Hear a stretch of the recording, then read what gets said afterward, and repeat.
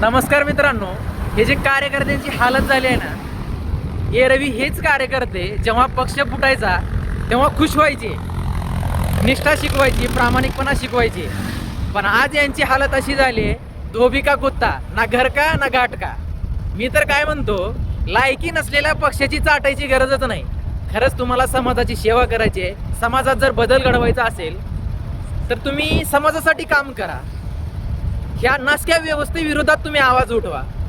जेव्हा तुम्ही ह्या नासक्या व्यवस्थेविरोधात आवाज उठवणार आहे तेव्हा ही जनता आपोआप तुम्हाला डोक्यावर घेऊन नाचणार आहे. त्यामुळं पुन्हा पक्षाची चाटायची गरज नाही, स्वतः संघर्ष करा.